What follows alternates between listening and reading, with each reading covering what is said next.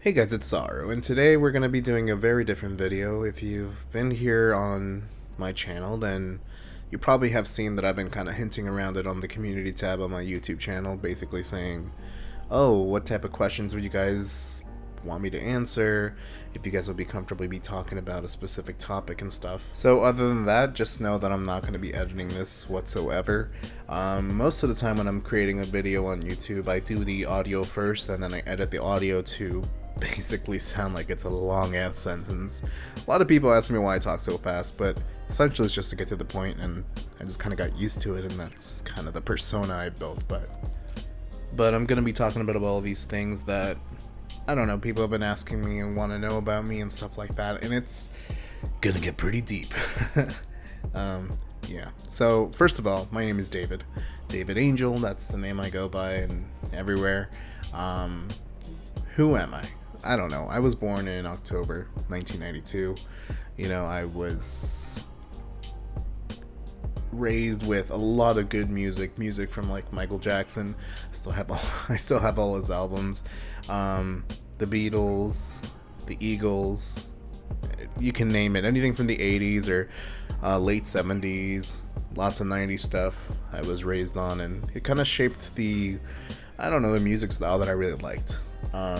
So that's how I grew up with that. And what shaped me a lot was the things that my mom taught me. It wasn't until later in life that I actually figured out that my mom would be a huge inspiration on me, I guess. Essentially, I had a very estranged relationship with my dad because he just wasn't around. For reasons that I'd rather not share, but he just wasn't around, and in later years I basically connected with him and it just didn't go well. But I'm going to be talking about a lot of things. So we're going to talk about depression first, about me, my depression, what I've dealt with, and maybe it'll help you guys, maybe it won't. So the first time I kind of knew that I had something wrong with me was when I was 9 years old. Essentially, I tried to kill myself at 9 years old. I know, blasphemous, but no, it was I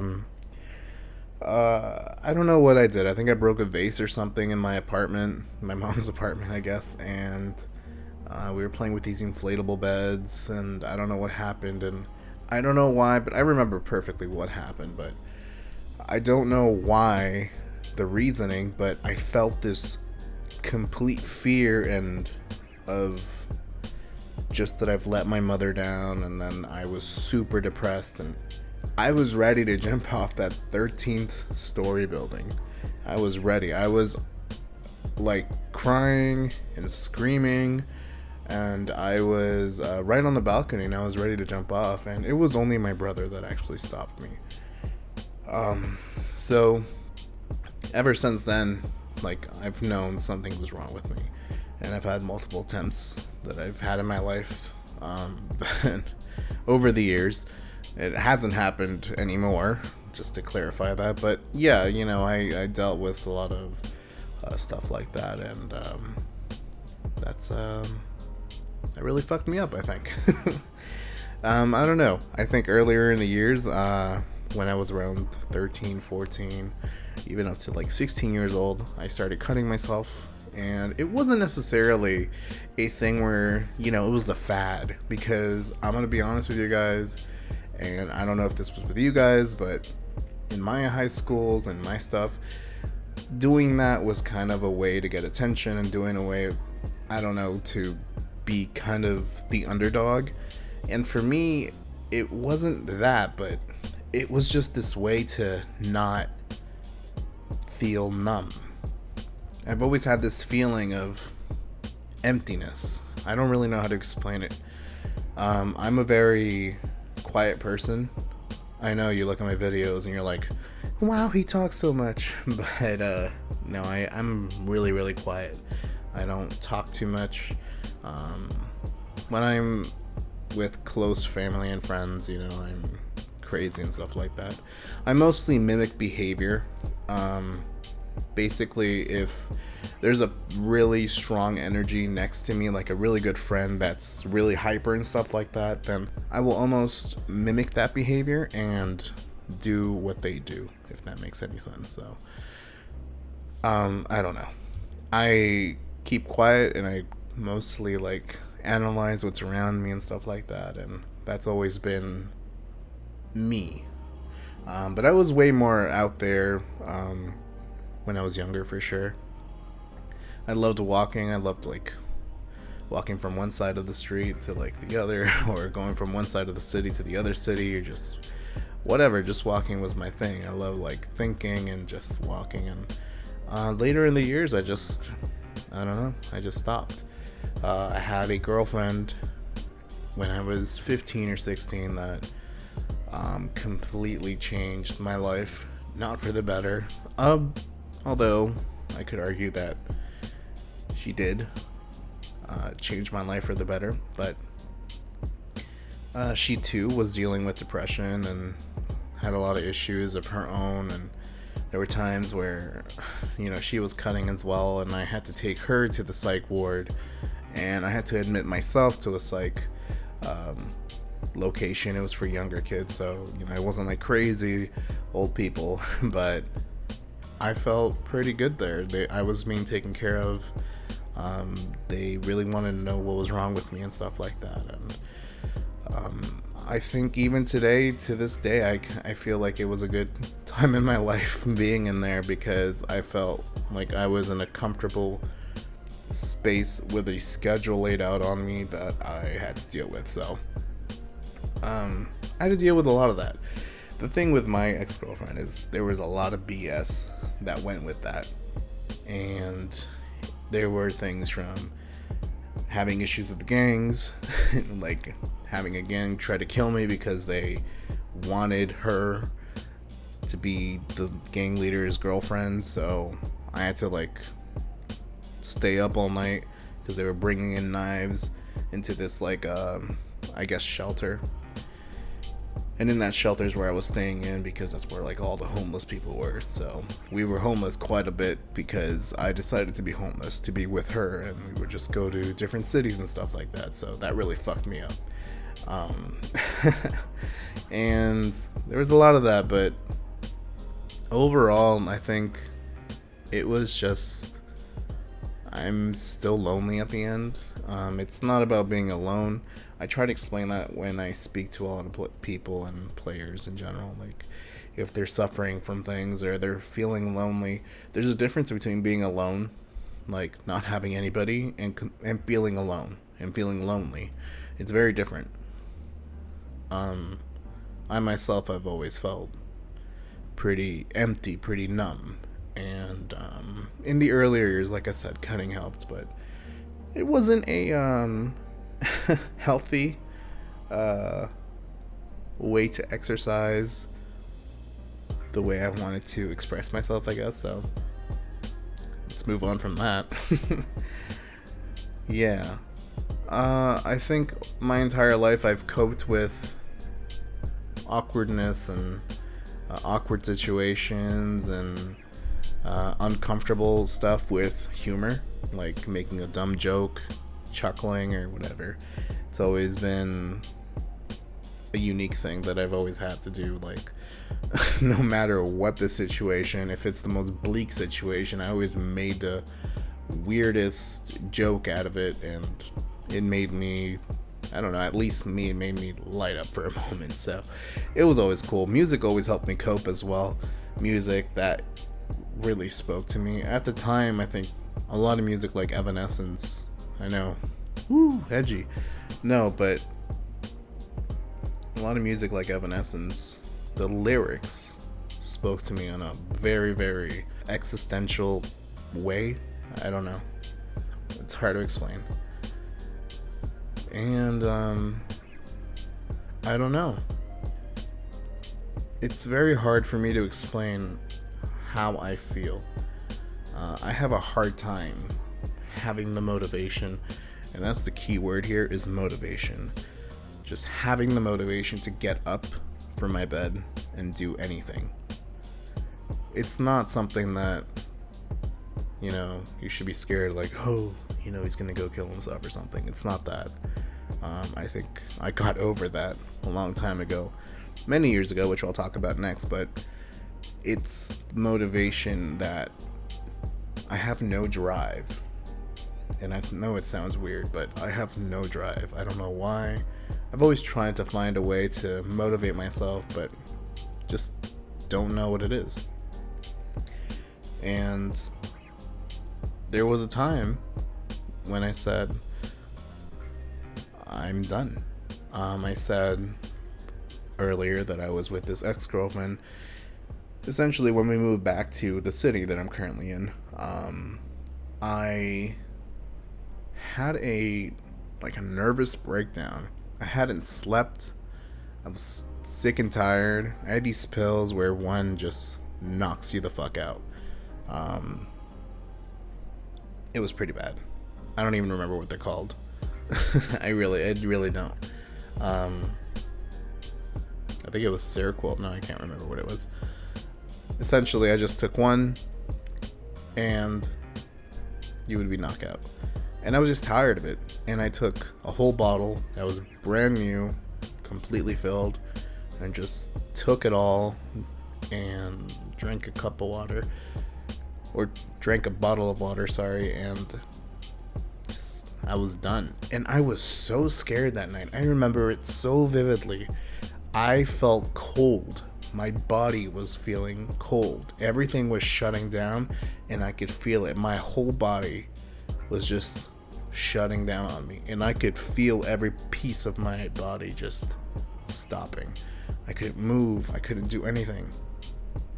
And that was it.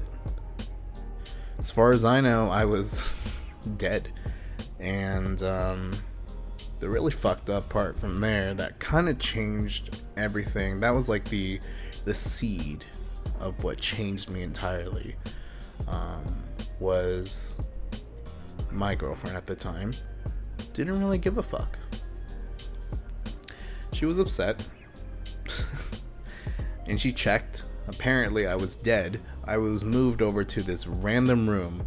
Now I should preface that we were with this lady that was helping us. She too was homeless at the moment, and she had these kids, and that's a story for another time. And her kids were taken away from her, but she basically slept with this guy, and he let us stay the night or whatever, like a weekend. And it was that night that I did that.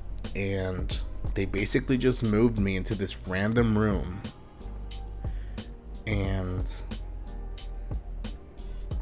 I don't know. That was it. I woke up 3 days later. Apparently, she thought I was dead because I had no pulse whatsoever. Like, I had no pulse whatsoever. Everyone said I had no pulse whatsoever. I was dead. They just left me there. And the funny part about all of that is, during that situation, they were just partying and drinking. There was this lesbian friend of hers that really had a crush on her, and she's been trying to get with her this whole time. And it was just, I should write a book about this, honestly. And I shit you not, I wake up and I cannot fucking move. My legs don't work. They do not work. I can't move. You know what my reaction is? What would your reaction be? Oh shit, I can't move. What do I do? Freak out. My reaction is, can someone help me? I have to go pee. I remember it perfectly. I tried to crawl to the bathroom, but my legs did not work. Like, everything was so heavy except my arms.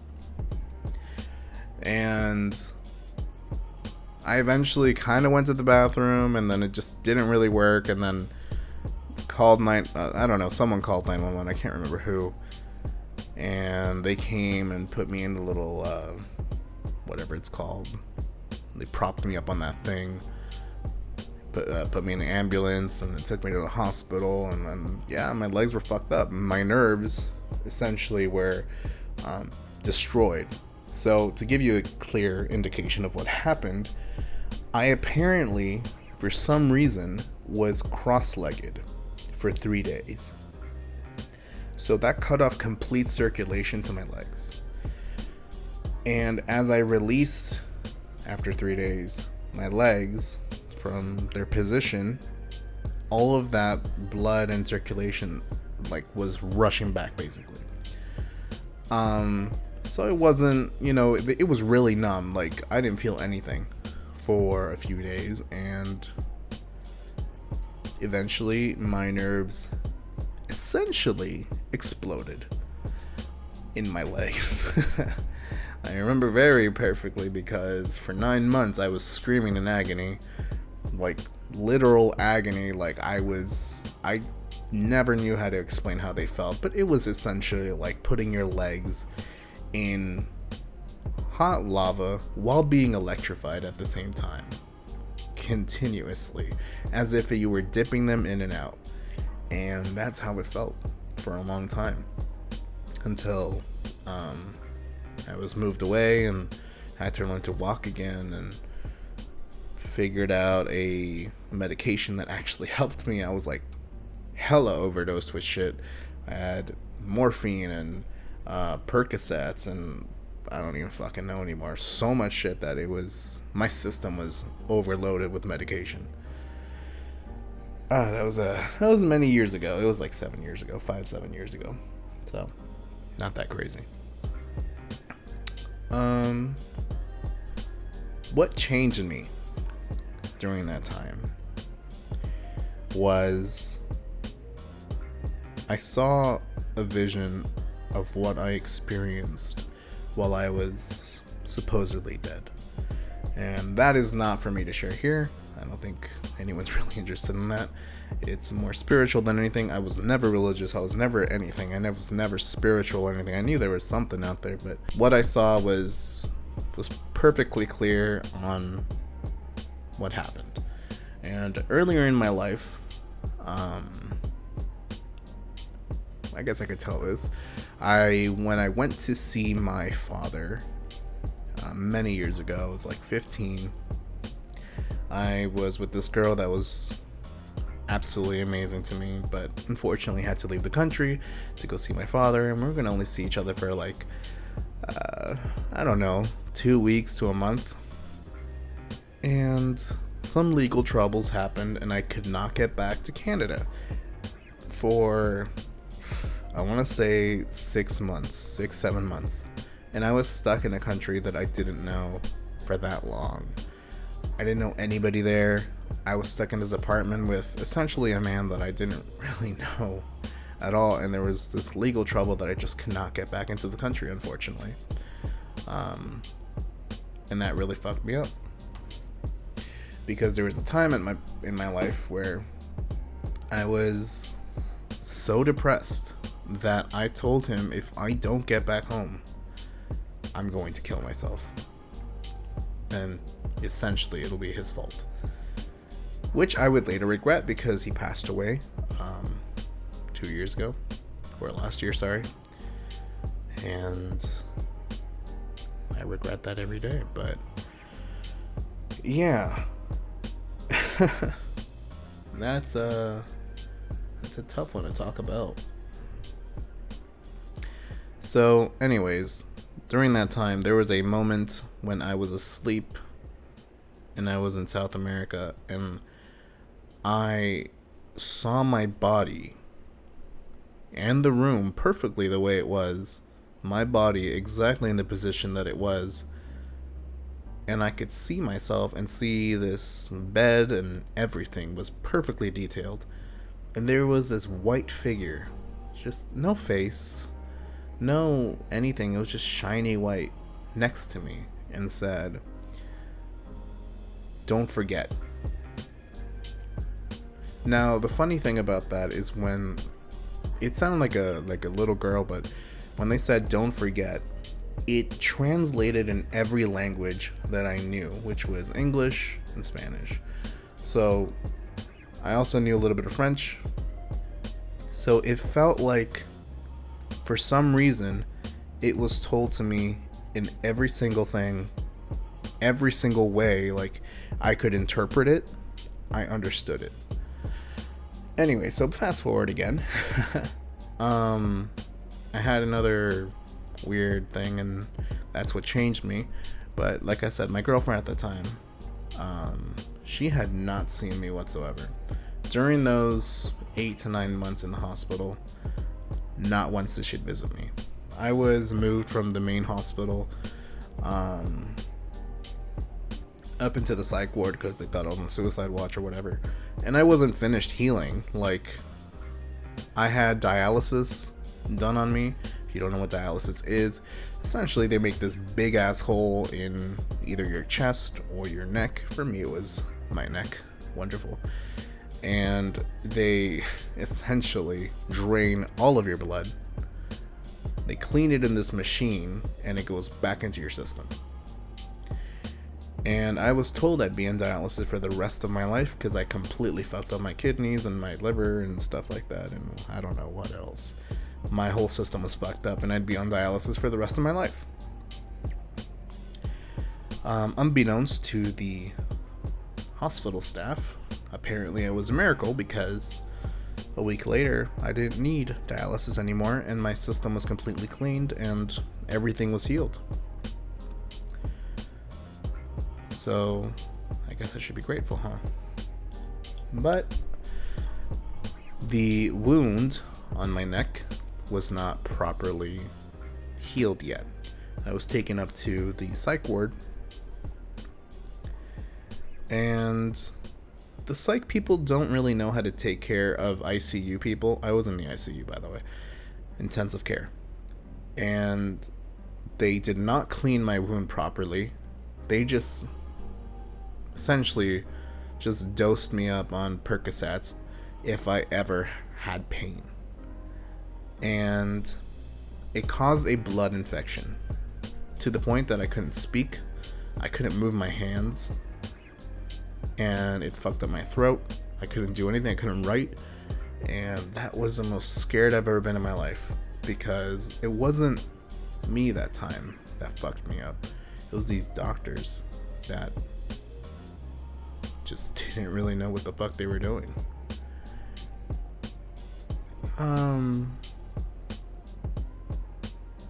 Seroquel, that was the drug. Was it? I think so. Now, here's the funny part. I'm laying down because I couldn't move. I either have, like, I'm laying down or this wheelchair.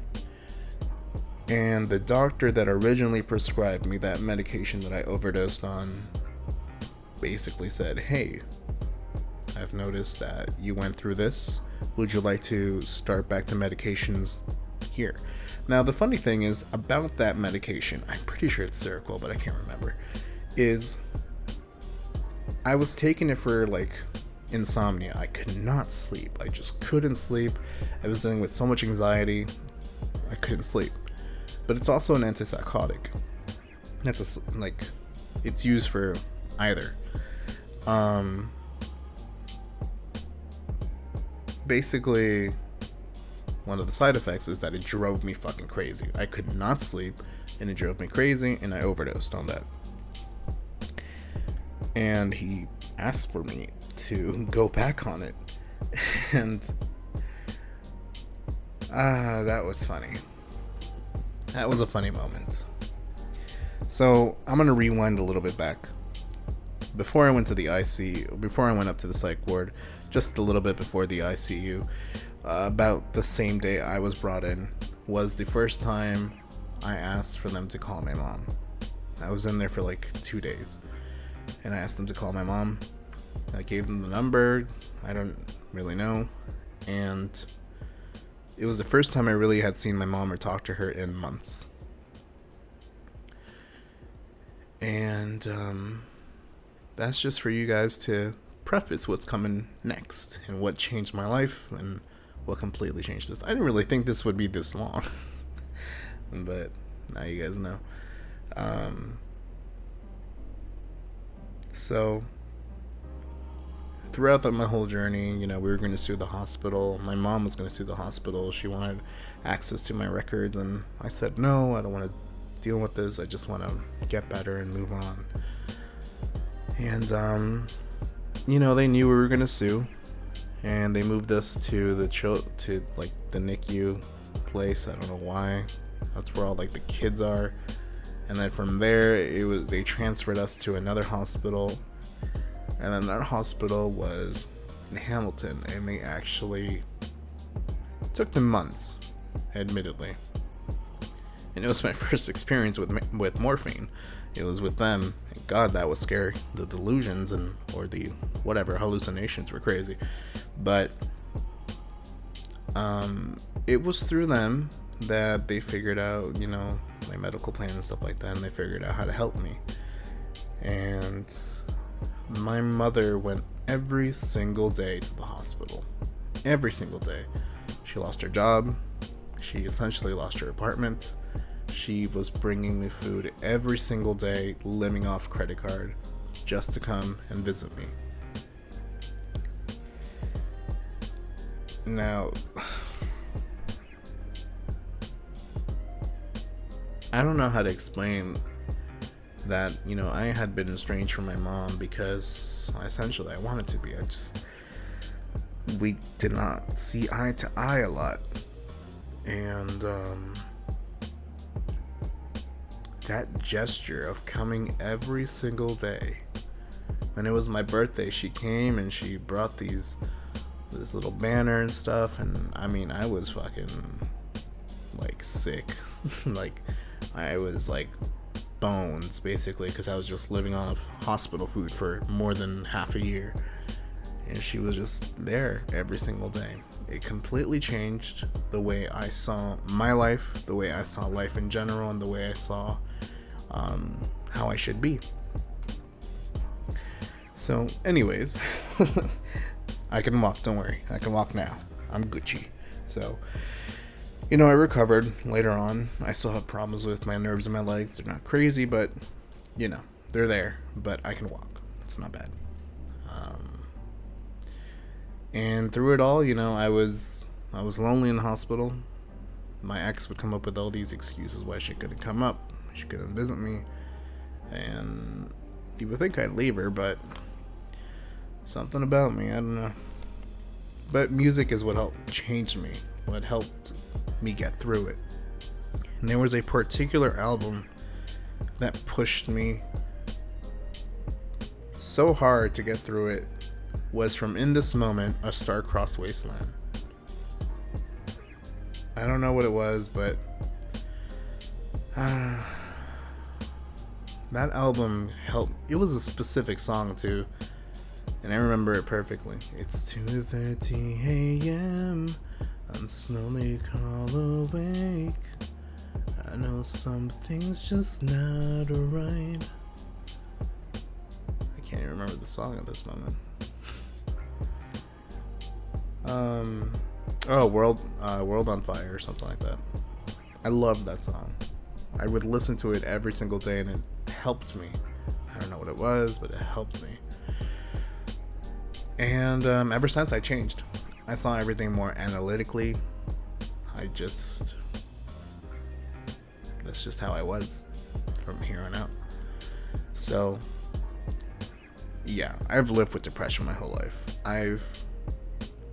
I understand 100% what it is to go through loneliness, to be alone, to be sad, to be mad, to be angry, to be pissed off, to just hate yourself, to just want to end it, and to fuck up ending it, and then regretting it, and then being thankful for not having done it. So moving on a few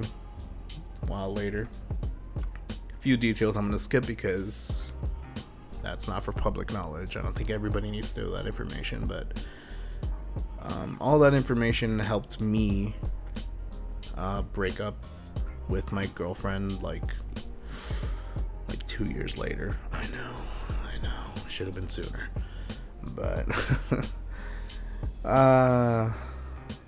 God, it was crazy. And I moved back with my mom, and we bonded, and we've been stuck like glue to each other since, like, she's just my best friend. I know it sounds fucked up, but I trust her and she trusts me, and we talk to each other, and you know, it's a good relationship. So I understand. Anyways, we're out of the depression stuff. Let's let's move on. But yes, I've grown through it. I created Eterna Gaming when I was at a very low point in my life. I essentially had just broken up with her, and I needed an outlet, and I tried gaming. I had been gaming earlier in my life, you know, I was doing GM stuff and stuff like that, but nothing serious. And from Eterna, I came Ascendum, and there was so much BS that came through that because of some pedophile guy that doesn't even matter talking about it, but I basically just rebranded to help everybody involved because that was some BS. But yeah, I'm not holding back on this. I probably should. So I'm gonna answer some questions that you guys may have asked, and then I'm gonna move on to music and then life in general, and that's it. And I hope you guys don't hate this video, but yeah. So here is the first question from Hebby. Where did the name Sarumonin come from? So the name Sarumonin actually came from complete randomness. I was playing RuneScape at the age of, I want to say 13, and at that time I would go to the local library every single day and play this game called Guns the Duel, which eventually got me hired. But I was playing RuneScape, and my name at the time was Young Anubis, and I wanted to start fresh and start a new character, and I just wanted an S name. And at that time I hadn't seen anybody with like Lord of the Rings. I've never seen Lord of the Rings at that time. I was like 13, like I said. Never saw Lord of the Rings, never saw The Hobbit, never read any of the books, none of that stuff. So I just wrote an S name and put Sarumonin. I think I put Sarumon, and I was like, eh. And then I like the N, Sarumonin. And then it just worked for me. And later on, to find out, in RuneScape, there was a god called Saradomin. So I feel like subconsciously, like maybe somehow I read that somewhere. I don't know. And then I found out later on that Lord of the Rings had Sauron and Saruman, and I'm like, oh, Jesus Christ. But they're completely unrelated. It was just coincidental, like, had nothing to do with one or the other. For Kempoki, I know it's Kempoki, but I like Pokey. I would like to hear more about your depression, like when did it start, and what you feel is the best way to deal with it, and how much of a hurdle it has been dealing with depression to get where you are now. Thank you, much love. I don't know when it started. When I first noticed it was I was 8 years old. So the best way to deal with it, that I deal with it, it's gonna be fucked up, but it's worked for me. Like, anybody that deals with depression always wants to just end it all. Like, that's just how it is. For me, what's helped me is I feel like I put it in my mind, like, what if I try to kill myself and I fuck up and it's just not my time and I end up a vegetable and I just hate my life forever. Now, you cannot guarantee that you will die no matter what you do. You could shoot yourself in the face. Does that guarantee you're gonna die? No. You could possibly live, and it would be even worse. So I just think of that and it helps me. It's a little morbid, I know, but it helps me. Writing has always helped me as well. Poetry, writing short novels, music, writing music has always helped me quite a bit. Whether it's on the piano or just lyrics, it's always helped me. So I hope that helps you. From Mintbot, what led you to play games? Why did you start a YouTube channel? Why play on console versus PC? What's your favorite music genre? Love your work, keep it up. How are you feeling? What led me to play games was... Very early on when I was super young, I had this Sega Genesis, and I played The Lion King, and that game was so fucking hard, Jesus Christ. I have not beaten it to this day. And from there, I had games like Tetris. My mom loved Tetris. She was a huge Tetris gamer and loved Mario. So we had a lot of the Nintendo 64 stuff. We had the original Nintendo. But the Nintendo 64, is kind of what really pushed me. I loved Super Mario 64. I don't know. I think what got me into a lot of the multiplayer aspect was GoldenEye 007. That was one of my favorite games. There was also Glover, which was this like glove that would walk around with this ball. My mom loved that game, and I don't know what it was about that game, but I loved it. And that's kind of what started me. Why did you start a YouTube channel? Originally, I think I started this channel like 5 years ago, and it was literally just there. Like, it was just to like subscribe to people. Like, I never made content on it. And then later on, I would be on Twitch. I'm trying to be a Twitch content creator, I know. And I would just export the VODs or the VODs, whatever you hip kids say now, and put it on this channel. It's not there anymore, but yeah. Actually, the Harry Potter stuff, I think is still there, but yeah.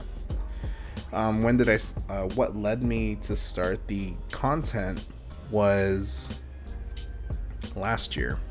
What happened was, when I was 17 years old, I was going to record this album called When Angels Fall, or God, I don't remember what it was called. It was super depressing. But I had all these songs already laid out. I worked on them. I had lyrics. They were really dramatic, really depressing. And before that, I had a nice record deal that I was going to strike. Let me give you some brief stuff. Like, when I was younger, I was around 15 years old. A lot of stuff happened when I was 15 now that I'm thinking about it. I did a lot of like YouTube covers. Like on Cradle of Filth, Dima Borger, Behemoth, stuff like that. A lot of metal vocals.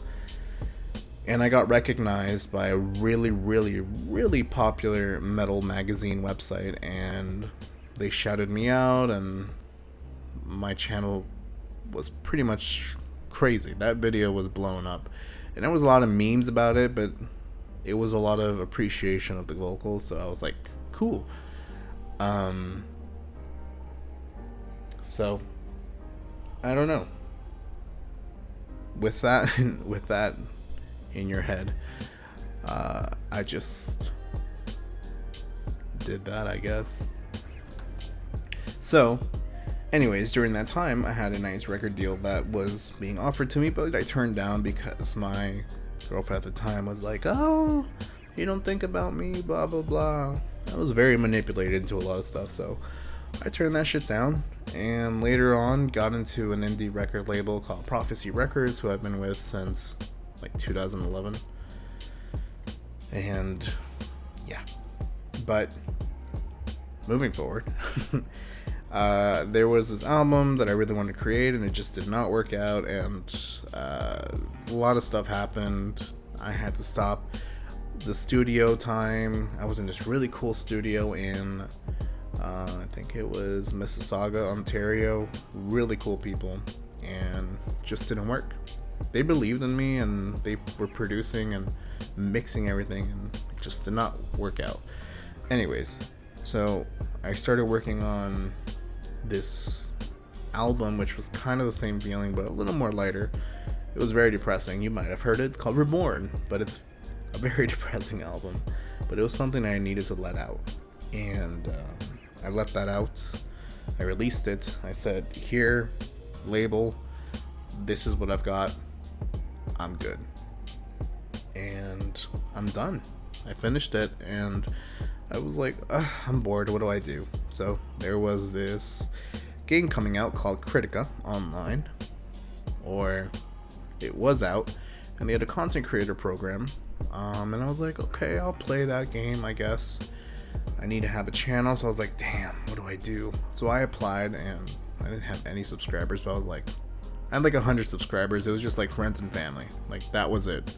This was like January 2018. And I don't know. I mean, NMAS contacted me and they said, hey, would you like to be a part of the NMAS partners? We're kind of removing the Critica partnership stuff, but we're creating an overall content creator program for all of NMAS products. To which I said yes, and I was the first partner, and I did it for Terra. I've been with Terra ever since, and that's basically what started me on YouTube, was NMAS. I'm gonna be honest with you, it was NMAS. Why do I play on console versus PC? I played PC for many years. Lots of games, lots of MMOs.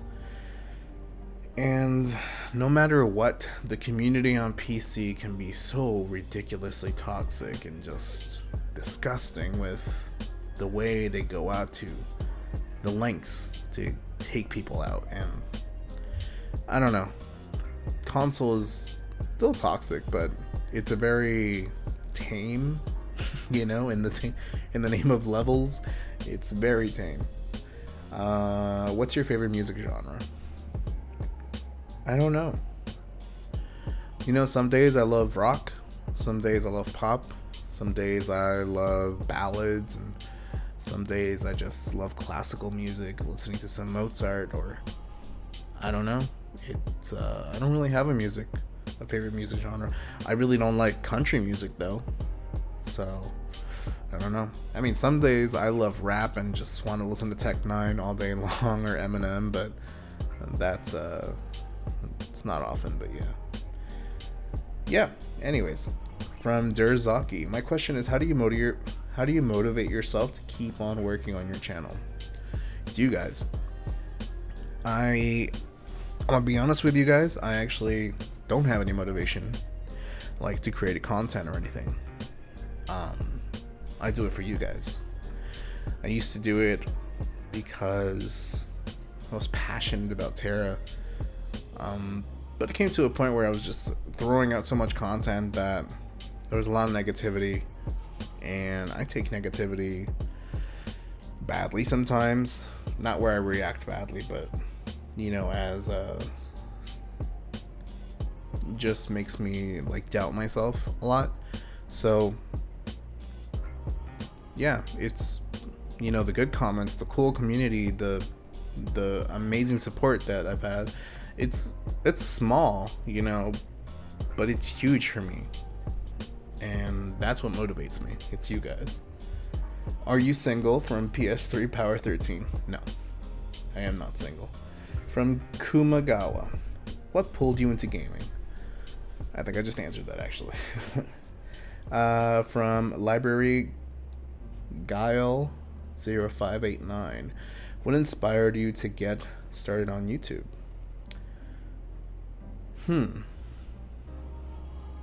I don't know if it was an inspiration, but I had helped a lot of content creators growing up, or that doesn't make sense. A lot of content creators that were growing, like Cry and a few others that I'd rather not name. I had helped them quite a bit and been with them through some games, and it was cool how the community would respond to them in a positive light. Like, I saw so much negativity in YouTube channels and videos where they just hate games and hate stuff, and hate begets hate, and that's just how it is. That's just what people thrive off, negativity. And there was a very few people that are mostly positive, and that's kind of what inspired me. I wanted to make positive videos that are kind of funny, but not necessarily like just dumb, but they kind of like, I guess, educate you a little bit and teach you a little bit, but they are also entertaining for you to just enjoy the video for a little bit. From Why Try Nade Warrior. Hey, I know you from Terra, actually. Why do you fancy yourself in MMOs and not into other games? It's the community. I don't know. I used to love solo RPGs, and it just did not work for me. I don't know why. Honestly, I don't know why. Like, I'm kind of tired of MMOs. I'm gonna be honest with you, but like, I'm just looking for that one home that I could stay there forever. And so far, I have not found it. From Bambi, what's it like being partnered with Terra? It's cool. I mean, we don't really do anything crazy. I don't really get anything special. They give us codes to give away to our communities. I usually just give them out to my guild or private discords or on global chat or to random people, really. Sometimes I use them as an event motivator. So like if I'm giving like 15 days of a lead or I don't know, EMP, then I use that as a way to like motivate people to level up a character or something. But yeah, I mean, it's pretty cool. They help push me. They push me on their social media. They push me everywhere. They wanted me to become basically the face of Terra console, and that was really freaking amazing. I thank them every day because my channel would not have started without them. Okay, let's see. From Wraithen Memory, me personally would like a video introducing yourself. Well, this is it. Maybe like a draw my life without the drawings. It might help make it easier for new subscribers to connect with you. You could add what state or province you live in. I'm in Ontario. What pushed you towards video games? I said that. The rise of the channel, Terra. Like, I don't know what it was, but I was making Terra videos, and then I know that I had a lot of haters from previous games that were actually botting me, but all those bots were removed. Thank God. I was working with YouTube support to actually help me with that, so that was pretty cool. But it was a combination of me putting out so many videos throughout the week that the algorithm just recommended people to me, and the other part of it was NMass was essentially pushing me on their Twitter, on their Facebook, on their official website, on in-game, in fact. So people were just like pouring into here, and most of my, like 99% of my channel subscription and demographic is all from Terra. And do you have any gamer moments you would like to share with us? I think in terms of connecting with your viewers, it will be easier to do if they know a bit of why you do it. I love gaming because it's a nice way to escape. I think that's the best way I could put it. It's a nice way to escape. Alexander Serrano. Well, there are a lot of questions I'd have liked to ask, but they have asked everything. LOL, yet no one asked for, at least not in a direct way, what is your dream? Like, that's something you want it so bad that you try over and over to achieve it. I don't know. Originally, my dream was to tour around the world and make music and do stuff like that. But I don't know. I think my dream these days have been to just have enough money to pay off my mom's debts, all of them, to the point where she can relax and never work again. She has worked since she was 15 years old, and she is almost 60 years old. That is 45 years of straight working. That is my dream. My dream is to have a way for her to just not work anymore and not have to worry about debts, not have to worry about paying off all these credit cards and all these stuff because it was either my fuck ups or it was raising us or whatever like that. So that is my dream. In terms of like a profession, I don't know, man, because I have 3 ways. I've always had these 3 positions that I could go with, and I never known what to go with. So I can go with musician, and I know I could do something with it. I could do something with YouTube. That's number 2. And number 3 is writing. So I don't know. I really don't know. Renico the Reaper. What will you do if Terra ever loses most of its player base and servers shut down? Really hope that doesn't ever happen. If the server shut down, then I can't really do anything about it. I mean, what would you want me to do about it? If most of the player base is gone, I mean, I'm always gonna play Terra. I love Terra.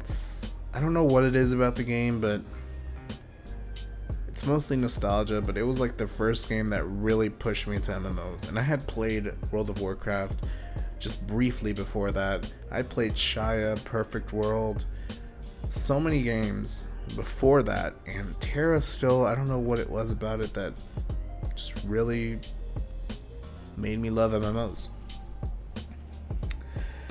What has been the hardest times of your life? I think I talked about that. The hardest time in my life was either when I was stranded in South America, or no, the hardest time in my life was not being able to walk for 9 months and losing like 150 pounds in the hospital because I basically was just eating that and being in an IV tube and so basically that. And has it affected your life in any way? Maybe, just a smidge.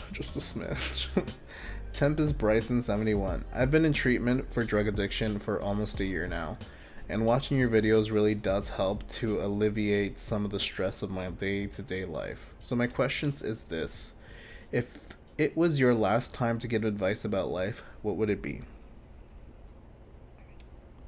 If it was my last time to give advice about life.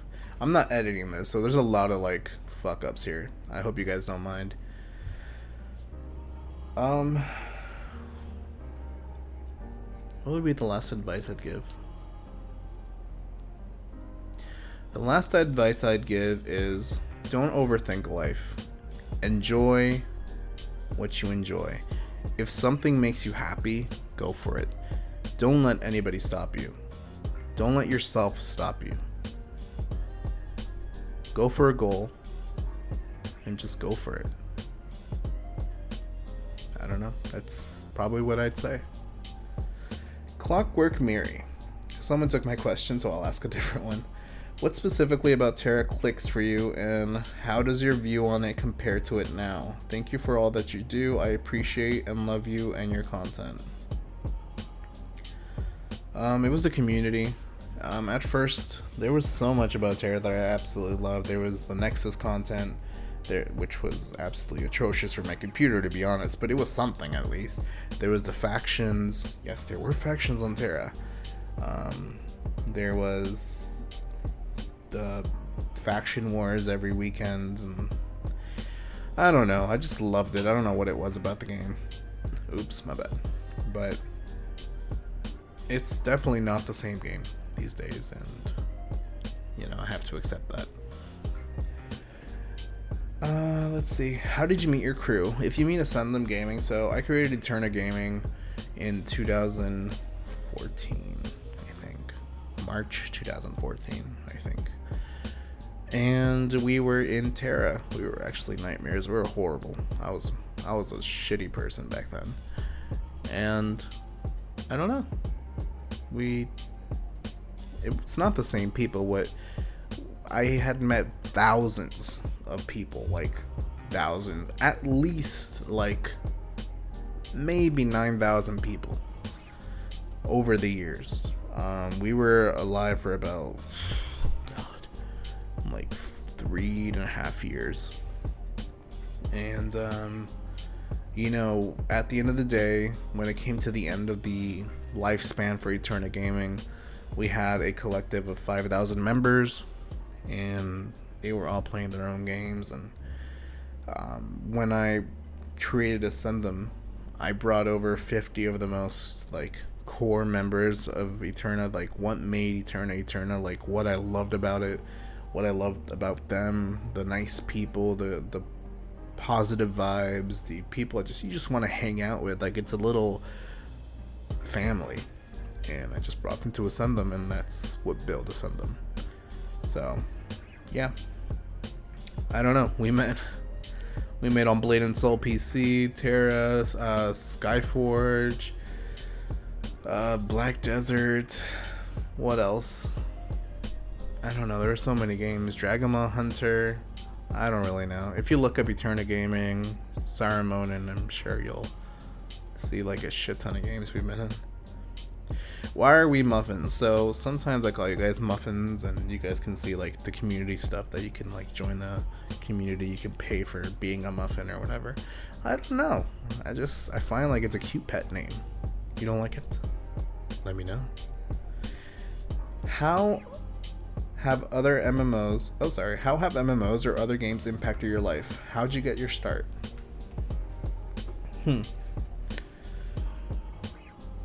I don't know. They helped me cope.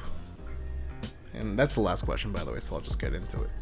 They helped me cope. I mean, there's something about living in a fantasy life that really is intoxicating and lets you breathe fresh air, which is kind of weird considering it's not fresh air and you're just stuck in your room, really. But it really gave me a perspective that there is a better way out. I don't know. How did I get my start in gaming? I already mentioned it. I mean, it was through The Lion King, which The Lion King has been a huge part of my life. Like, it was the very first movie I ever saw. It was the first movie my mom ever took me to the theaters. She has the ticket still from 1994. And, yeah, I took her this year. That was a huge moment. The moment the movie came out, like, screening day, like the day before, like not the Friday, the Thursday, I took her, and it was a wonderful time. It was like 25 years later, I take her, you know. So yeah, I don't know. I hope that answers your guys' question. I mean, we talked about depression. We talked about a little bit of my life. We talked about how to cope.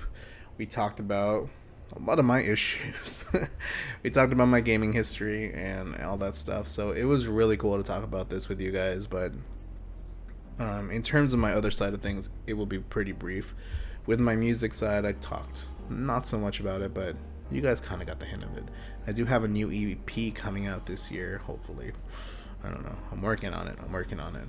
And if you're asking what an EP is, it means extended play, and essentially it's just a mini album.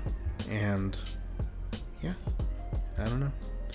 So my advice to you guys, after a very long hour of chatting, and I'm not editing this whatsoever, like it's just staying the way it is. I'm just gonna upload it. Just listen if you guys want to listen, or don't. Just do you. I always say, just do you. You know, whatever makes you happy, go for it. I said that earlier, and I mean it. If anything makes you happy, go for it. I know there is a lot of negativity in the world, and a lot of hate in the world, and a lot of BS and just garbage in the world. And don't let that define you. Fight it back. Don't let the negative thoughts crawl into your head. Fight it. Because positivity always wins. And I know it sounds cheesy and I know it sounds stupid, but honestly, that's what it is. Positivity always wins. And if you don't believe that, understand by the fact that I've tried to kill myself various times, that I am not on dialysis for the rest of my life, that I can walk again, and the fact that I'm living really comfortably. Like, I'm not rich, like I'm relatively poor actually. Like, YouTube does not give me a lot of money, and like my real life does not give me a lot of money. Like, it's a good like $1,200 a month, and that's comfortable to me, and I'm fine with it. So if you can take anything away from what I've said, is just be positive and just keep pushing and do you. Thanks, guys.